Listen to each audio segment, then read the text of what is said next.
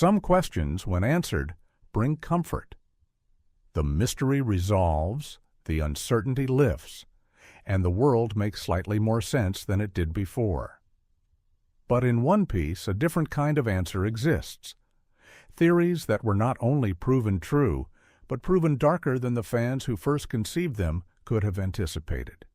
Stories where confirmation was not a relief, but a reckoning. Where Oda looked back at the speculation and said, quietly, that it was even worse than you thought. Tonight we are going to sail through those waters. The theories that haunted the edges of forums for years. The ideas that fans whispered about in comment sections and debated in threads that stretched for pages. The suspicions that something terrible had happened or was happening just out of sight of the story being told. And then, one by one, the confirmations arrived. Not all at once, but slowly, spread across arcs and years and chapters, each revelation landing with the particular weight of something you half expected but hoped would not be true. If the sound of my voice helps you relax tonight, you're welcome to subscribe for more calm, One Piece videos made for rest. And if you feel like it, tell me where you are listening from. Somewhere far away, I hope, somewhere comfortable, where the sea is a distant metaphor and not something you have to actually navigate before morning. The world of One Piece is enormous, and it is beautiful, and it is filled with people who laugh and fight and dream in colors brighter than any ocean. But beneath that color, beneath the adventure and the found families and the proclamation that the age of pirates has come, there has always been something darker, a pattern, a structure. A world built on a foundation that someone long ago chose to construct with very specific bricks. And some of those bricks are made of things that should not exist. Oda has never hidden his darker impulses entirely. The series began in 1997, and from the earliest arcs, it was willing to go to places that serialized manga rarely went. But there is a difference between darkness shown clearly on the page and darkness theorized about what might exist just off the edge of it. The confirmed dark theories we explore tonight fall into the second category. They are things fans suspected, gathered evidence for, built cases around over years of careful reading, and were ultimately shown to be exactly as terrible as feared. These theories were proven true, some through explicit revelation, others through scenes that could not be interpreted any other way. All of them changed how the world of One Piece is understood. All of them looked at something that seemed like a clue, followed it forward through the dark, and arrived somewhere that made readers sit very quietly for a moment before turning the page. Begin, if you are comfortable, to let your body settle. The world you are entering tonight is One Piece at its most honest about its own cruelty. It is filtered through the calm certainty that you already know how this story ends. It ends with the dawn. It always ends with the dawn. But before the dawn comes the long night, and tonight we are going to understand exactly how dark it became, and why the sunrise on the other side of all of it will mean what it means, the forced smiles of Ebisu Town. Of all the theories that fans developed over years of reading One Piece, the one about the people of Ebisu Town in the country of Wano was not so much a theory as a growing dread. When readers first encountered the citizens of that poverty-stricken outskirt settlement, something was wrong in a way that took time to name. The people laughed. They laughed constantly, at everything, at misfortune and pain, and moments that should have drawn tears instead of smiles. A man whose crops had failed laughed as he described losing them. Children laughed when they stumbled and hurt themselves, and when Shimotsuki Yasuie, a man they loved and respected, was publicly executed in front of them, they laughed through the entire thing. Not because they found it funny. The expressions on every face told a different story entirely. Eyes that held grief in them, bodies that shook not with joy, but with something more complicated and more awful. And yet the sound that came out of them was laughter. The laughter of people who had no other sound left. The laughter of people for whom laughter had stopped meaning what laughter means. The fans who noticed this earliest began to piece it together slowly. Wano's subplot about smile fruits, the artificial devil fruits developed by Caesar Clown at the laboratory on Punk Hazard under Doflamingo's direction, was already understood to be sinister. Doflamingo had been selling these manufactured fruits to Kaido, who fed them to soldiers in order to build an army of artificial Zoan-type users. But the smile fruits had a fundamental problem built into their creation, a structural failure that was, it turned out, not a flaw at all. Only 10% of the people who ate a smile fruit would gain any power at all. The remaining 90% received nothing except the standard devil fruit penalty. They lost the ability to swim. They gained no ability in exchange, except that was not quite right either, because they did gain something, or rather, they lost something. And the something they lost proved to be the entire point of the exercise. The people who ate failed smile fruits could no longer express negative emotions. They could not cry. They could not show anger.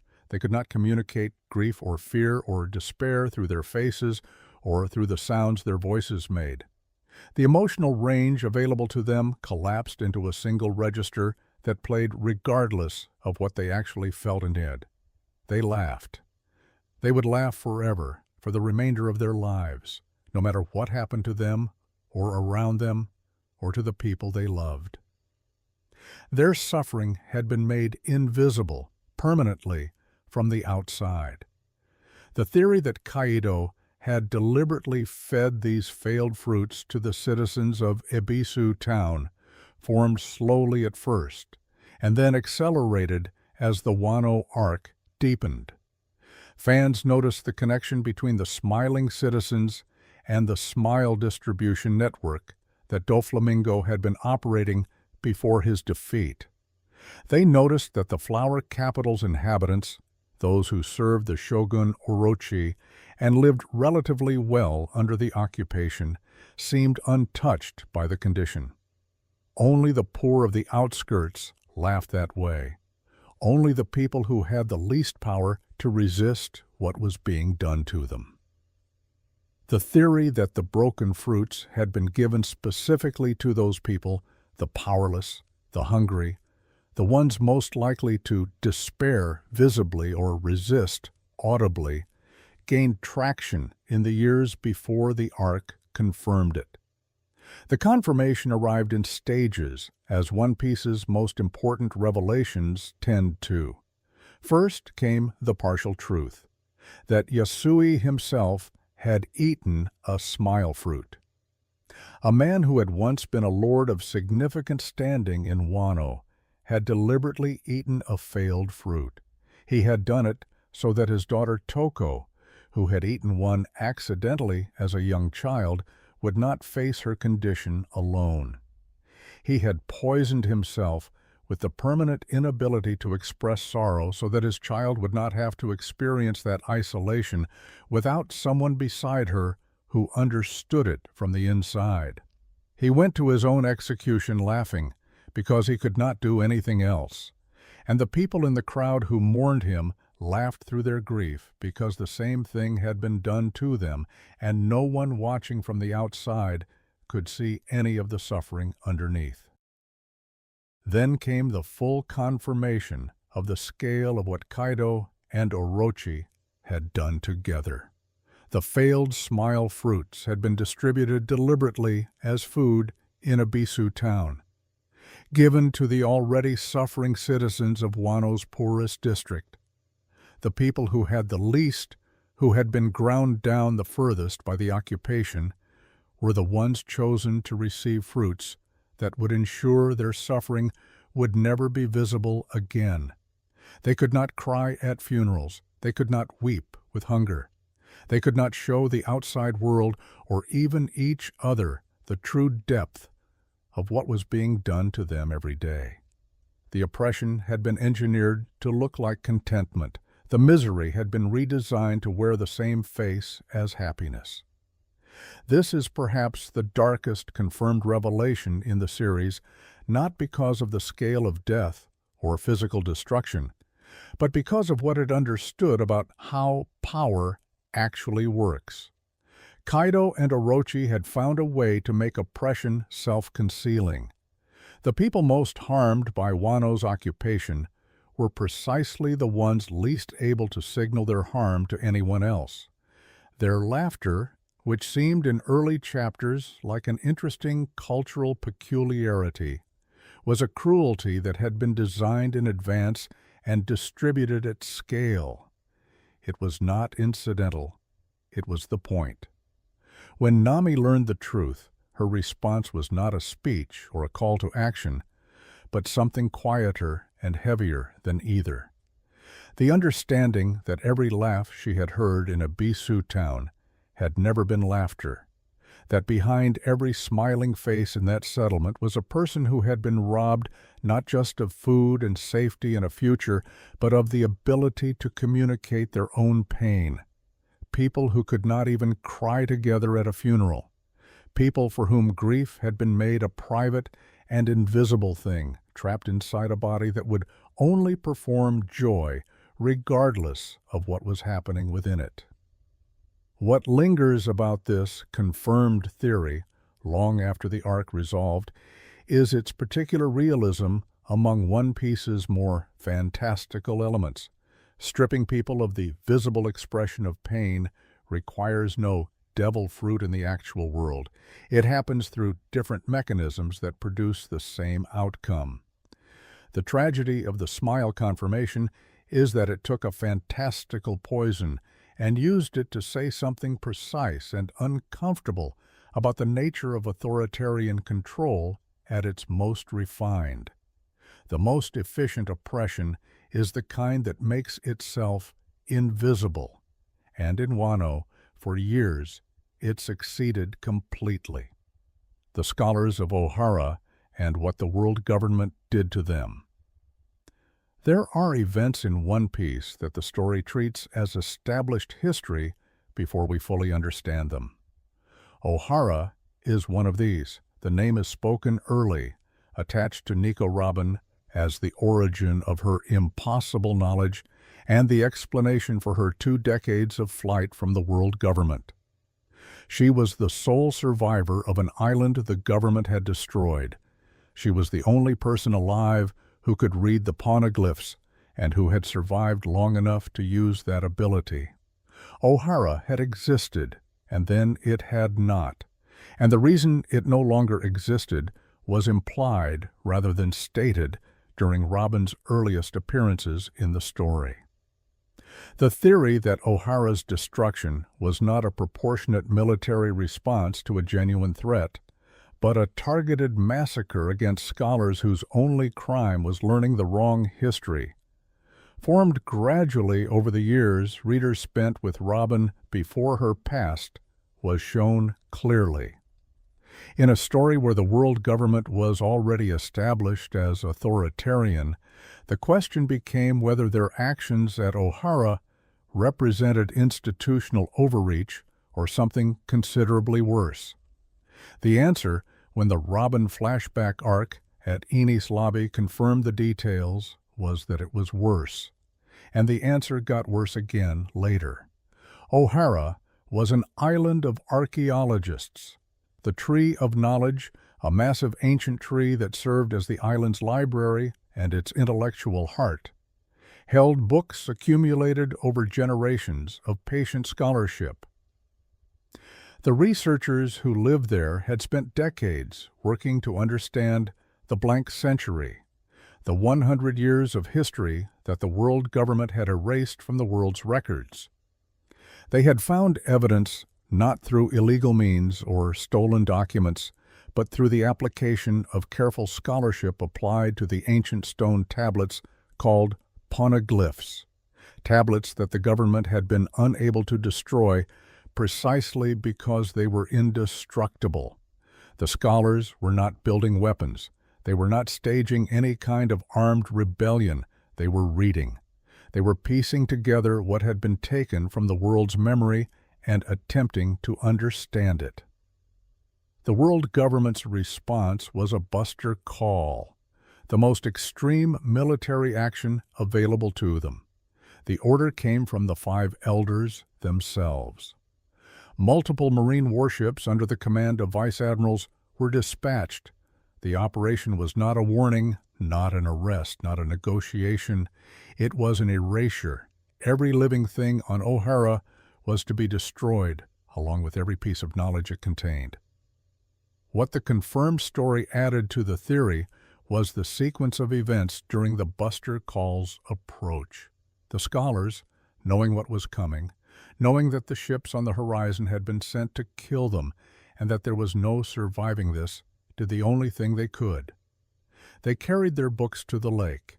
They waded in and passed volumes hand to hand and threw decades of irreplaceable research into the water, hoping it could be preserved beneath the surface, what could not be preserved anywhere else. They understood they were going to die. They had accepted this while the ships were still visible in the distance. Their final hours were not spent running or hiding, but trying to save the knowledge that had been their life's work, and the lives' work of the scholars who came before them. There is an image in that flashback that One Piece does not let you forget easily.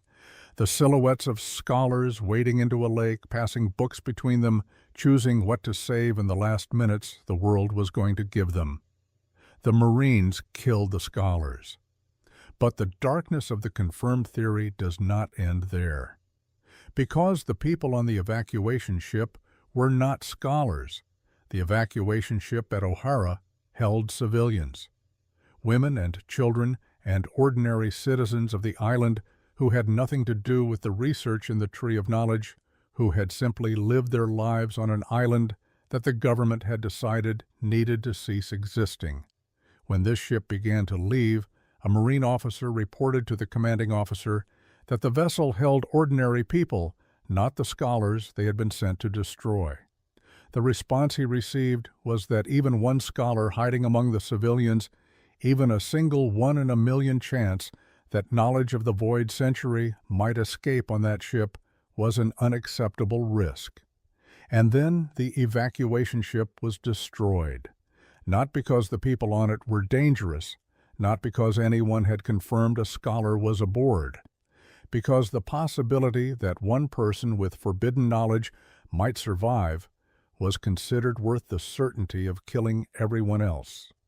The officer who gave that order was Sakazuki, the man who would become Admiral Akainu, the man who would later become Fleet Admiral of the Marines, the highest military authority in the world.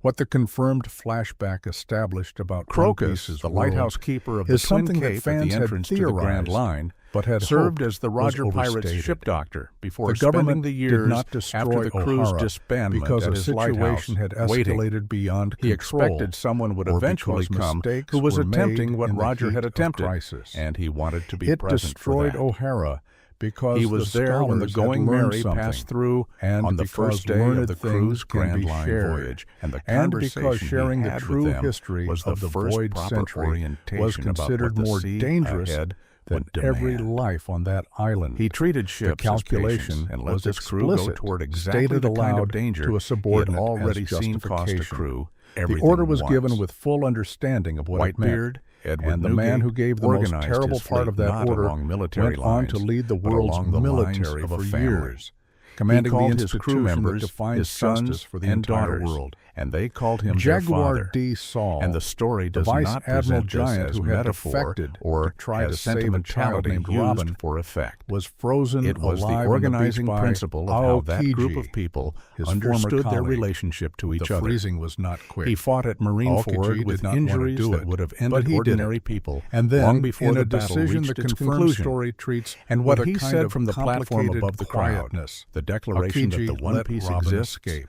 was broadcast He across froze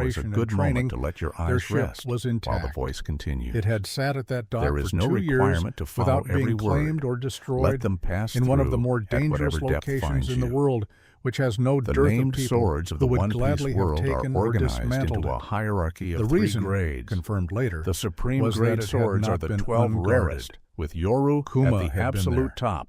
The final programming he had requested before his conversion was completed the title Zorro to protect that ship until the crew returned. Story. He had stood at that dock Great grade for 2 swords years, number 21. a machine following the last Skillful grade instruction swords are it the had next given tier itself, below. with nothing remaining Wado of the man who had given Ichimonji, it. the white sword The Zorro, theory that has Kuma carried had since volunteered childhood for this is a that great he had grade agreed blade, to the conversion one he in keeps as a stages vessel and for had the promise made to negotiated the Quina specific and for terms the of weight his of her final request unrealized before ambition. losing everything. He carries her was sword one that fans alongside his developed others across as a hundreds of kept chapters, promise given a from physical form that scattered he can hold. implications and The moments of concept of a dialogue black blade, that a didn't sword quite permanently fit the picture changed in of a color by the mindless condensed weapon. haki of its wielder, The full is one the confirmation story arrived in introduces the Egghead and then makes arc, relevant to along Zoro's with arc details across about the who Wano Kuma country actually chapters. was. All existing Details black that made blades the are confirmed supreme theory grade. considerably darker The process than the by which a speculation blade had becomes a been. black blade is not instant and not guaranteed. It is the result of sustained application of something internal, the expression of will into the object over time, until the object changes to reflect what the person holding it has become. The blade is not separate from the person. It is, in a sense, a record of them. The Cipher Paul agencies are the world government's intelligence and covert operations structure, numbered from 1 through 9 with a designation beyond standard numbering for the highest tier. Cipher Pole 9 is the most fully developed in the story, its agents carrying authority that places them above marine jurisdiction.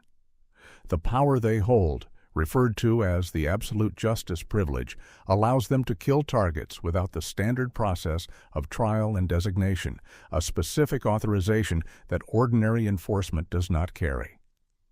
Rob Lucci, the primary CP9 antagonist at Eni's lobby, underwent training that began in childhood, shaped by the world government's intelligence apparatus before he was old enough to choose it himself.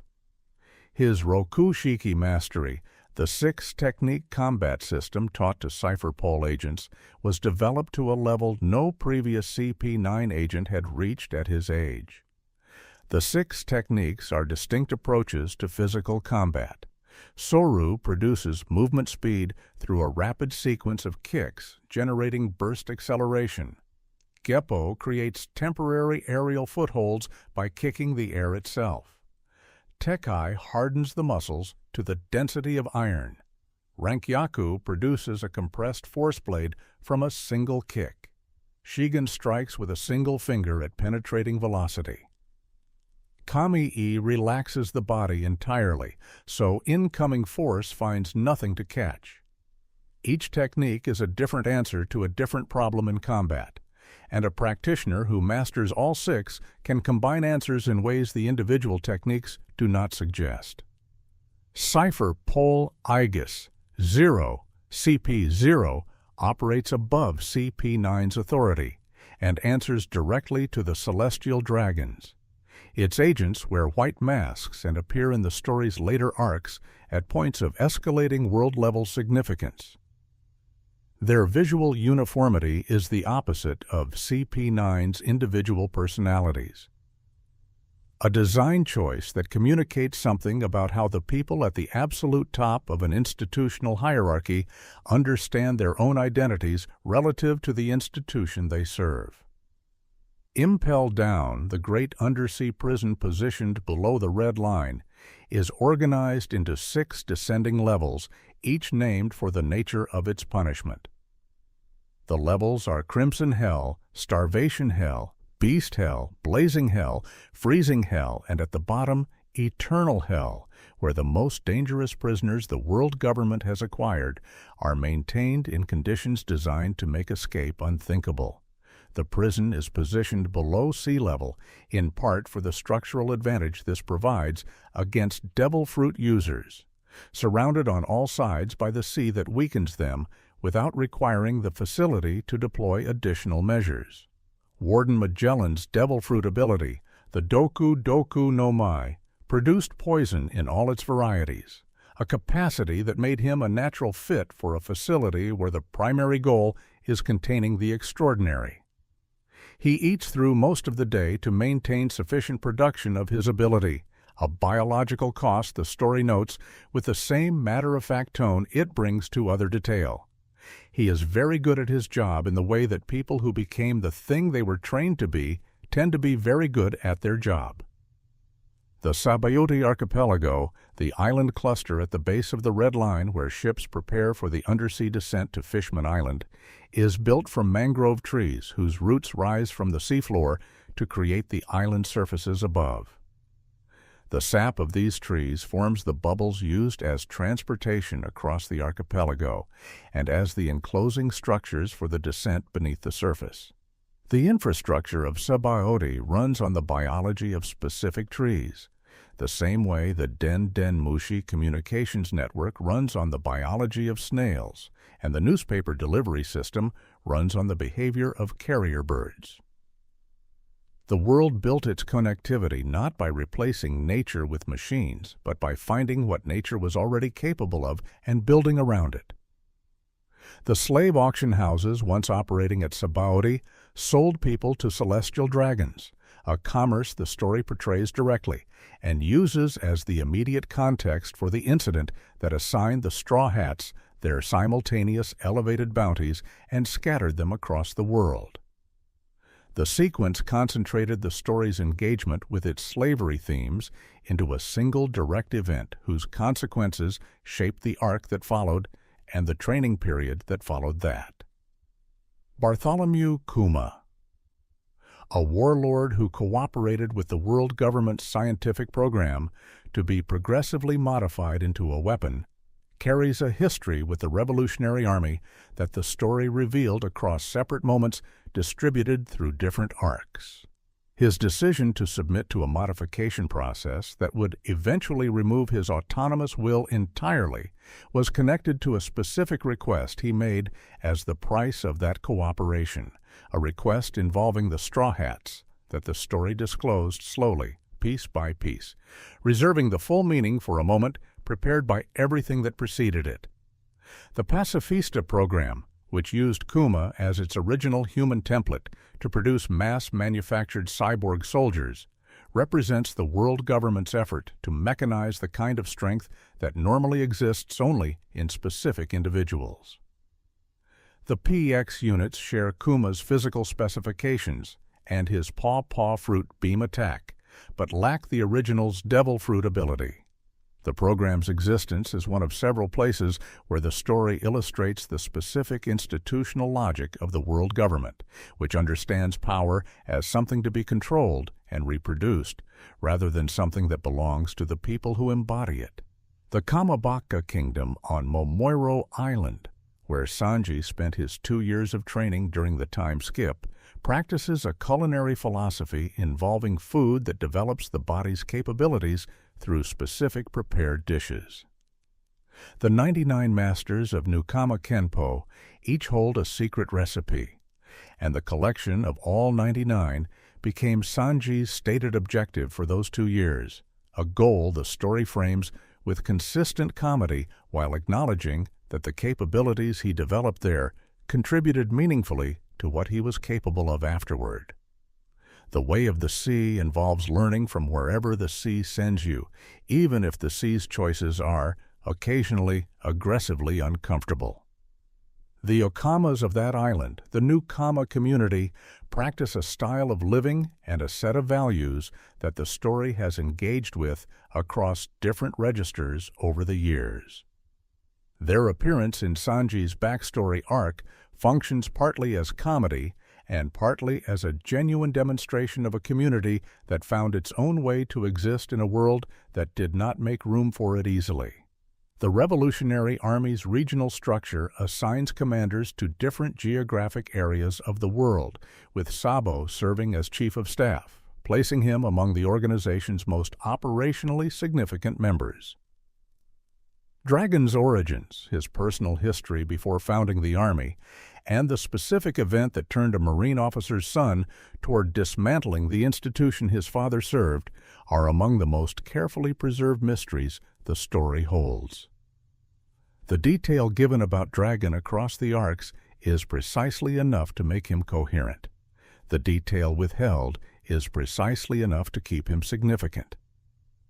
Bartholomew Kuma's devil fruit, the Nikyu no Mi, the The paw fruit allows him to repel anything, removing it from its current position and sending it somewhere else. This includes abstract things like pain, fatigue, and the intangible contents of a person's spirit, as the story demonstrated when he extracted the suffering from Luffy after Marineford and distributed it piece by piece to the crew's other members to bear while Luffy recovered. The scene in which each crew member absorbs a portion of what Luffy carried is one of the story's quieter emotional demonstrations of what belonging to a crew actually means. It is given briefly, and then the story moves on, which is sometimes how the most significant things are handled. The Germa 66, the scientific military force connected to the Vinsmoke family, developed technology for cloning soldiers with modified combat instincts, fear and pain removed from the biology of the produced soldiers. The modification technology was applied to Sanji's siblings while they were still developing before birth, producing the version of the Vinsmoke children the story introduced in the Whole Cake Island arc. Sanji was not successfully modified, an outcome his father Judge considered a failure and that the story presents as the condition of his humanity. What his siblings received made them exceptional soldiers. What they did not receive is what made them something less than people, and the Whole Cake Island arc spent considerable time on the question of which of those outcomes represents the actual failure. Settle a little further now. The remaining facts will find you wherever you have drifted. The Jolly Roger of the Straw Hat Pirates carries one specific difference from the standard skull and crossbones that identifies the crew from every other flag in the seas. The skull wears a straw hat, a detail simple enough to state in a single sentence and present enough to identify the crew at a distance before any other information is visible.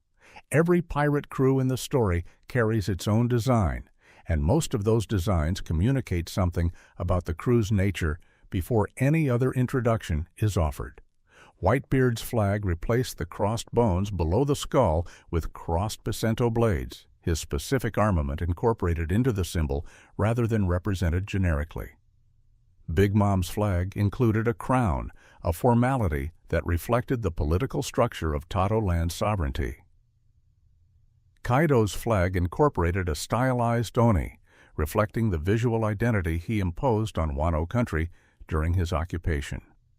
The three admirals of the story's first half each carried color-based code names that translated into the names of birds. Aokiji, blue pheasant. Akainu, red dog. Kizaru, yellow monkey. The practice of code names is standard for the admiral rank, a layer of designation that separates the institutional role from the personal identity in a way the rank below and above do not require in the same way. The three code names were also the names of characters from a famous older Japanese story, a reference that the story embedded without explaining, available to readers who recognized it and invisible to those who did not, present either way. Aokiji Kuzan carried the cold quality of his ability into his general presentation. Unhurried and blue-tinted, willing to freeze a significant section of ocean, rather than exert additional effort. He slept on sea ice during his rest hours, a detail offered in the post-Marineford coverage with the same tone used for every other small character note. His eventual departure from the Marine Organization following a direct confrontation with Akainu represents a genuine institutional shift, one that the story allowed to happen off the page, its consequences more present than its details. Akainu Sakazuki carries an absolute justice philosophy that views any tolerance for impurity as itself impure, a position the story tests across specific scenes by having it cost specific lives that other positions might have saved. His rise to Fleet Admiral after Marineford represents the Marine Organization moving toward his approach, an institutional shift with consequences the story's New World arcs continue to trace. The newspaper distribution system of the One Piece world delivers information across a single organization's network, the World Economy newspaper, using trained birds to carry printed editions to ports and settlements across every connected sea. The sight of these birds arriving with folded papers is a recurring visual across different arcs, a piece of the world's infrastructure that appears so consistently it becomes unremarkable, until the story uses what it represents to do something specific. When the newspapers arrived with the Straw Hats' new bounties after Eni's lobby, the story showed the reactions of people in distant locations reading the same pages simultaneously. The technique demonstrated the scope of what the crew had done by reflecting it across multiple distant faces at once, a narrative geometry that the story has used at other bounty reveal moments. The same information lands differently depending on who is holding the paper. The will of D is one of the story's most sustained and careful mysteries. People who carry the D initial in their names appear across the story in positions of significance, as heroes and villains, as Marines and as pirates, without a single institutional connection that explains their presence in the same category. Garp carries it, Roger carried it, Luffy carries it, Ace carried it, Law carries it, Teach carries it. The initial appears across different families and different nations and different centuries. A mark that means something the story has not yet stated plainly, but that people with relevant knowledge treat with specific recognition. What the story has offered is the suggestion that the D initial is connected to the conflict of the Void Century, to a group of people whose values or existence stood in opposition to the kings who became the world government. The people who know the most about what the Void Century recorded, those who have dedicated their lives to following the poneglyphs, treat the D initial with a particular awareness that casual encounters with the name do not produce. They know something about it that the general population does not. Whether that knowledge is something the story will state plainly or will allow to be understood without declaration is itself a question the story holds for as long as it can. The concept of awakening, the development of a devil fruit ability beyond its standard parameters, was introduced in the New World arcs to describe a stage of mastery that changes the relationship between the ability and the world around the user. For Zoan types, awakening increases physical capabilities and healing rates beyond the already heightened levels of the standard transformation. For Paramecia types, awakening generally extends the ability's influence beyond the user's body into the surrounding environment, transforming the world around the user rather than only the user themselves. For Logia types, the nature of awakening is less elaborated in the story's published material.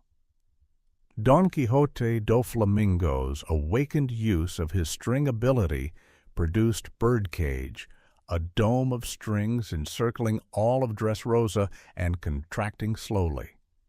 The technique continued regardless of how the fight proceeded, creating a time constraint on a confrontation that would otherwise have allowed sustained engagement.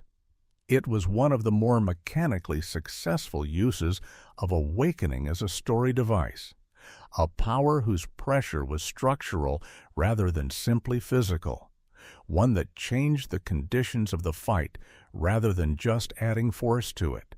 The red line is the single continuous landmass that encircles the one-piece world from pole to pole, dividing the oceans into 4 quadrants and crossing the Grand Line at 2 points.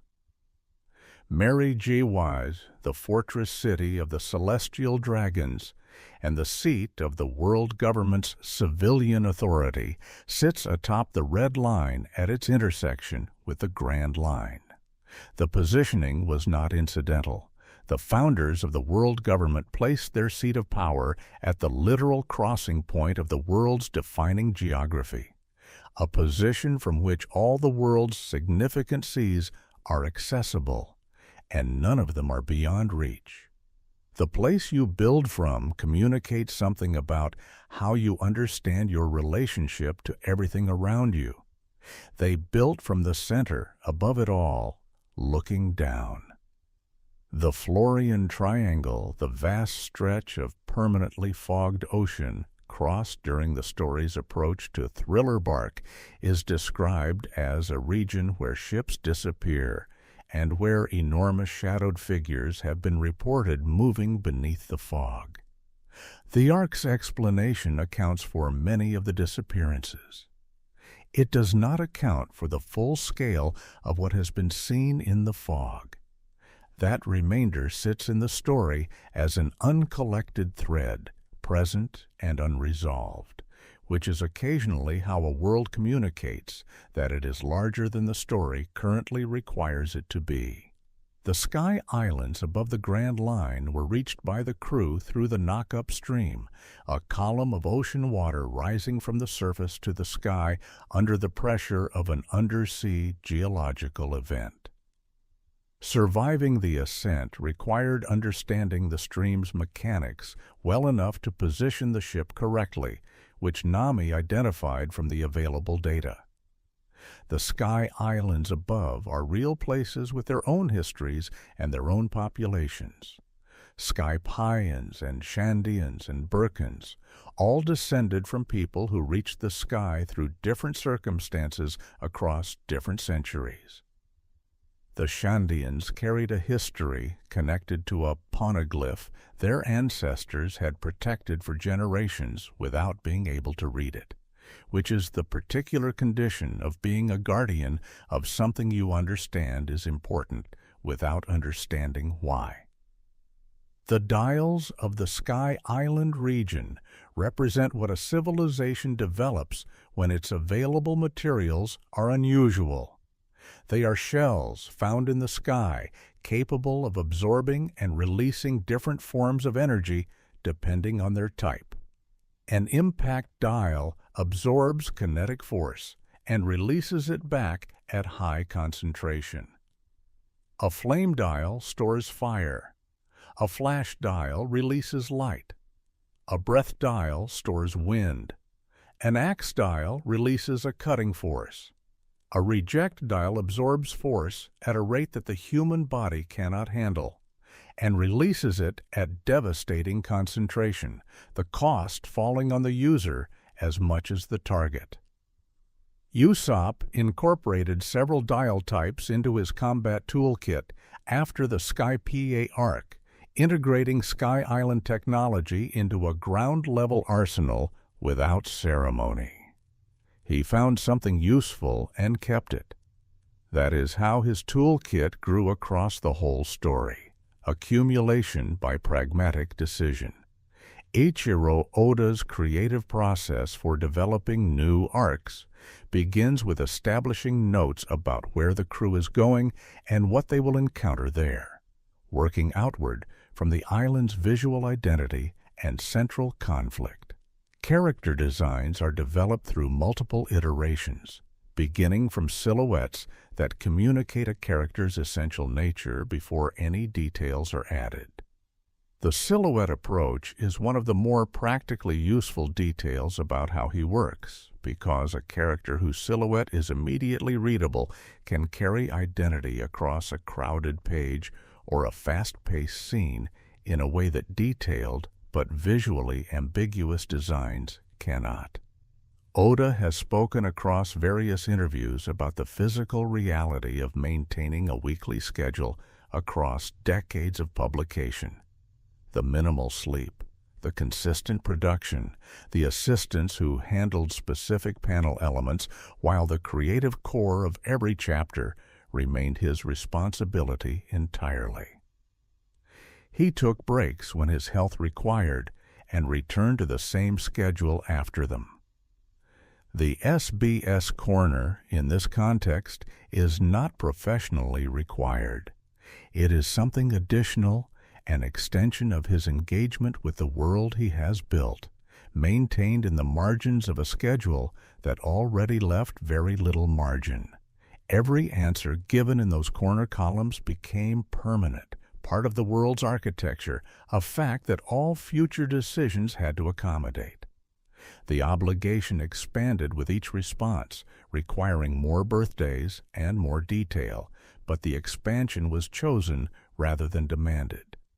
He kept the corner because the readers who sent questions cared about the world he was building, and he cared about them knowing it more fully than the story's pages alone could show. There is something in the accumulation of small and specific details that makes a world feel inhabited rather than described. The distinction is not always obvious, but it is always felt. A world that has been described contains the places and people the camera visits.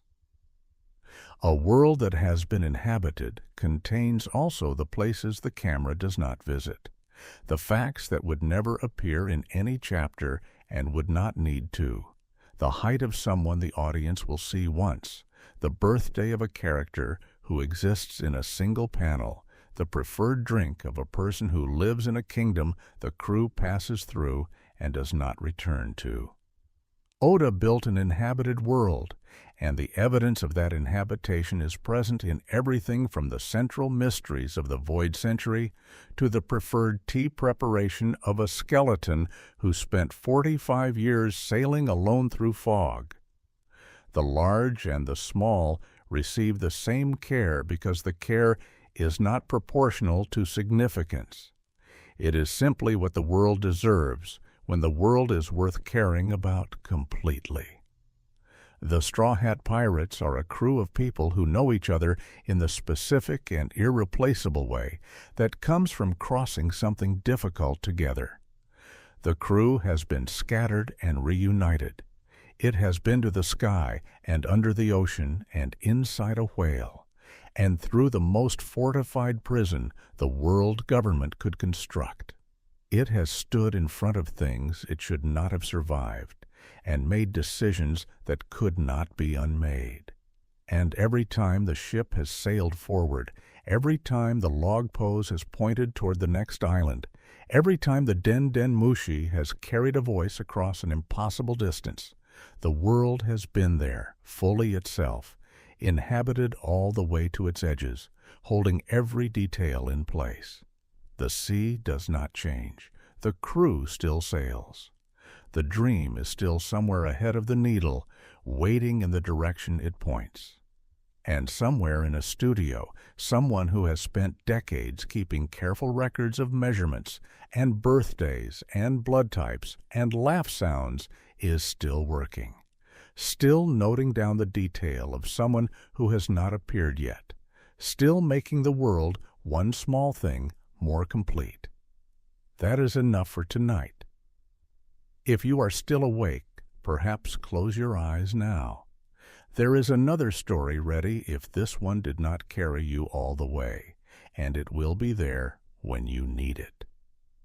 Let the voice become something in the background, something that does not need your full attention, that is simply present the way the sound of water is present when you are close to the sea. The flags sail above ships on dark water somewhere. The log pose turns slowly toward the next island in the chain. The vivre cards of everyone the crew loves are burning at exactly the rate they should be burning, steady and slow, each one a small fire held between two fingers, pointing home. Sleep well.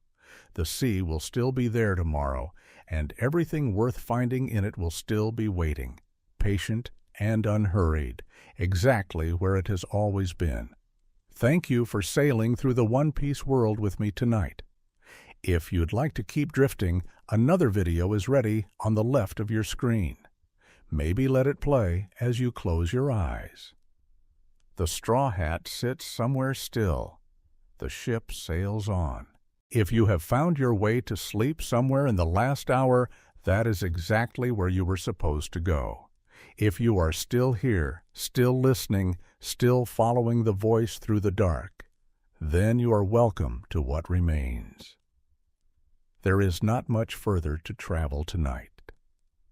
And if these quiet voyages through the world of One Piece are something you want to return to, subscribing is the simplest way to find them again.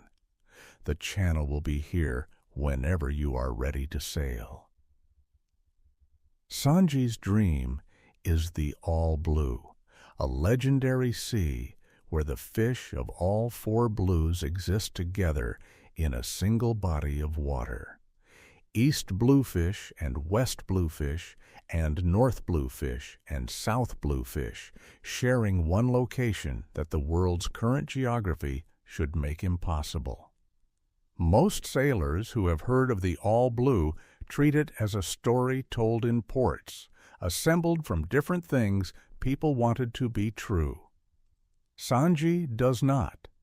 He pursues it with the same certainty Luffy pursues the One Piece, and Zoro pursues the title of the world's greatest swordsman, which is to say with complete and unqualified commitment, regardless of whether anyone else believes the destination exists.